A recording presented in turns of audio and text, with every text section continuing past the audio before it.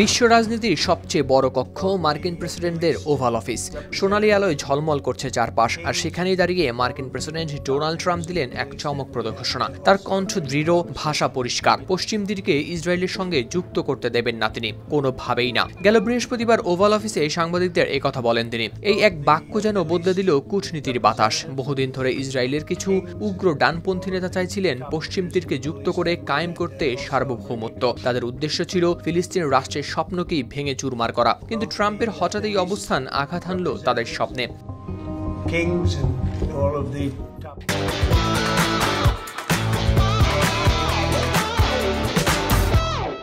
ইসরায়েলের প্রধানমন্ত্রী Benjamin Netanyahu রয়েছেন ভীষণ চাপে। পশ্চিম তীর যুক্ত করার তার পরিকল্পনা মিত্রদের কাছে বাড়িয়ে তুলেছে অস্বস্তি। জাতিসংঘ সাধারণ অধিবেশনের ফাঁকে কয়েকজন আরব নেতা পর্যন্ত ট্রাম্পের সঙ্গে দেখা করে জানান তাদের উদ্বেগের কথা।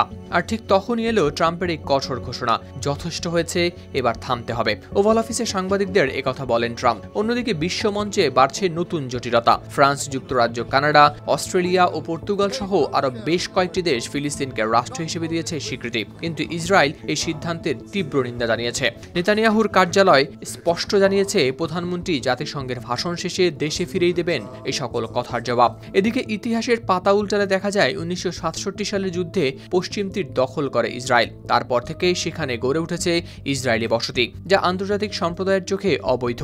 তবু ইসরায়েল বারবার এই অবস্থানকে করেছে অস্বীকার। এখন প্রায় 27 লাখ ফিলিস্তিনের ভেতর বসবাস করছে ইসরায়েলিদের সংখ্যা 7 লাখ।